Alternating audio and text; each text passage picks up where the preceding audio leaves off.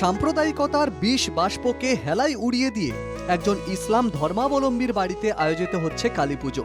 গত 15 বছর ধরে প্রতি বছরই দীপাবলিতে এই কালীপুজোর আয়োজন হয়ে আসছে খয়েরপুরের কাসেম মিয়ার বাড়িতে। কাসেম মিয়ার পুজোয় উৎসাহ উদ্দীপনায় অংশ নিচ্ছেন এলাকার সব ধর্মের মানুষ। আলোর উৎসব দীপাবলিতে এবারও কালীপুজোর আয়োজন খয়েরপুরের পশ্চিম নোয়াবাদী এলাকার কাসেম মিয়ার বাড়িতে।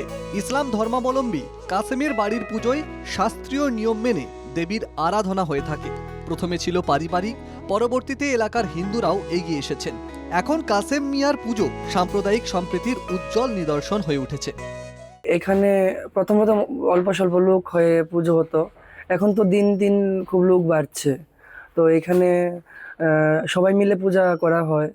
তো আমাদের বলা মানে কি, এটাই আমাদের চাওয়া যে মায়ের পুজোর জন্য যদি একটা মন্দির তৈরি করা যেত, সেরকম যদি কোনো একটা জায়গার ব্যবস্থা হতো তাহলে ভালো হতো।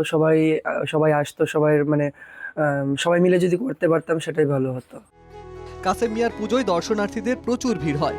এবারে 2000 ভক্তের জন্য প্রসাদের ব্যবস্থাও করা হয়েছে। এখানেও প্রচুর ভিড় হয় আজকে পুজো রাতে। এখানে আজকেও খুব ভিড়, খুব লোকজনের সমাগম হবে।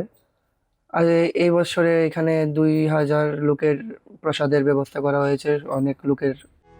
ত্রিপুরার খয়েরপুরের কালীপুজোর কথা ছড়িয়ে পড়েছে দূর দূরান্তে। প্রতি বছরই দর্শনার্থীদের সংখ্যা বাড়ছে।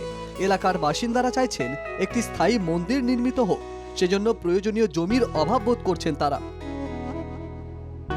Bureau report, NKTV Bangla.